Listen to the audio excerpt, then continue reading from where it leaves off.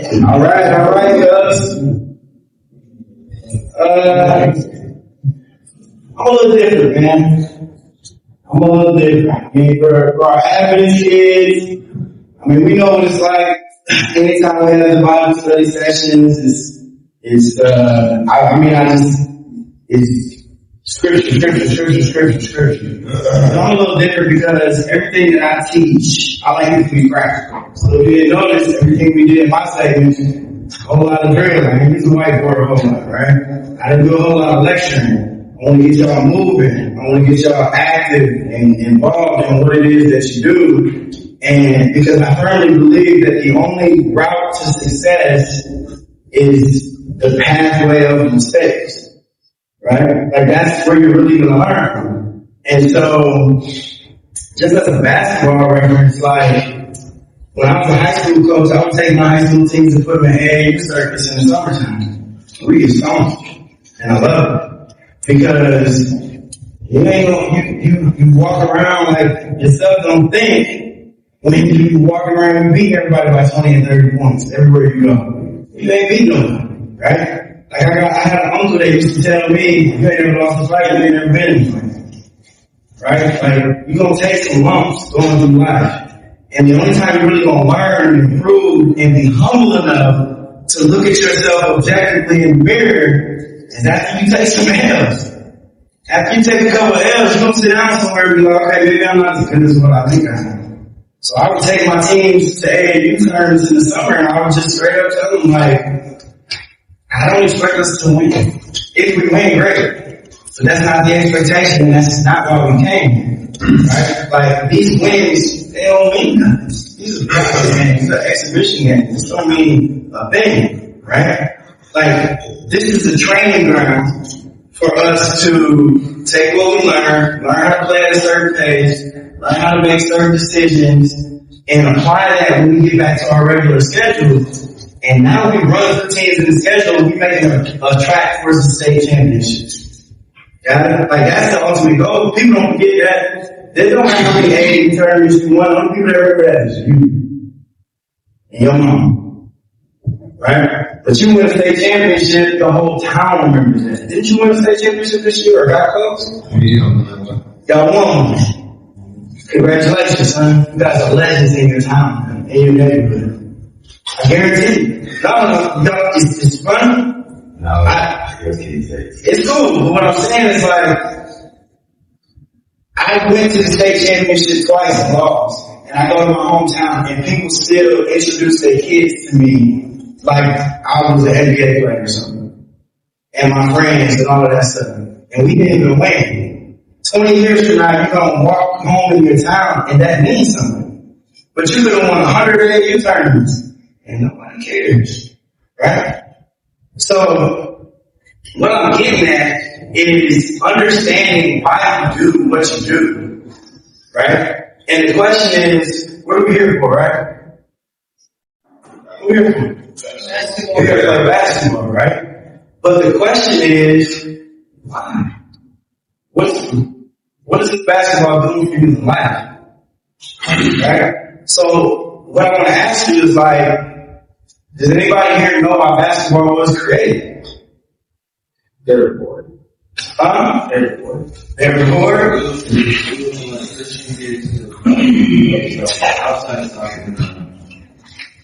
Yes and no. Yes and no. What you guys say? He created because some kids they didn't have enough sports in their class and they created basketball like sports. No. So you're really close, right? But what he created basketball for is, first of all, who created the game of basketball? James Naismith, right? James Naismith is the godfather of the game that we all love. And he created the game of basketball as a ministry. See, he ran the YMCA, Young Men's Christian Association. Okay? And his whole sole purpose, and what our whole sole purpose as Christians is, we listening? Our whole sole purpose as Christians is to evangelize. What does evangelism mean? Sharing God's message, right? But sometimes I think as Christians we miss the mark of sharing God's message effectively. Not that we don't share it, we share it. But is it effective and is it impacting people's lives? See, sports impacts people's lives. It's a $1 trillion industry for a reason because it evokes emotion, it evokes loyalty, it evokes passion, it unites people from all around the world to come together. Think about it. I'm from Michigan, y'all from Georgia, Arkansas. Where you from, man? Georgia. Like, you guys are from all over the place. And we're all here because of this. It unites us, it brings us together. So Dr. James Naismith, what he wanted to do is he wanted to create a new game so that he could reach people in poverty and bring them to Christ with the game. And the reason he didn't go with baseball or create another game that had a bat is because he said that everything that has something you swing at it is a rich man's game. And we're not trying to reach rich people. Like, they have all the resources and things that they need. We're trying to reach the people that don't have anything. So what's the simplest way that I can make a game? If we just have a ball and get people together. And that's why, I'm just saying, that's why when you go to poor neighborhoods, and a lot of them happen to be black neighborhoods, why is this the number one sport? Because he had a mission in mind and he set out to do this. So we know that as Adventists, from our Adventist young man in this room, already athletics is a battle that you're fighting day in and day out because there are people that love it and support it and they see the point and they see the message and what it's trying to accomplish and the positive impact that it has in people's lives. And then there are people who don't see it for whatever reason, whether it's tradition, bias, whatever it is, they don't see the point. And they're fighting hard to keep it out of the Adventist tradition. You guys are in a very unique position. You're in a very unique time with very unique resources and people who are putting things like this together that in our Adventist community has never been done. You're the first. You're pioneers. You have the opportunity to be an ambassador for the game and for your faith to impact people's lives positively. Right? So, I said something about evangelism and evangelizing effectively. And this is what I mean. Like, right? Anybody can evangelize and go share God's message. But how do you share it effectively?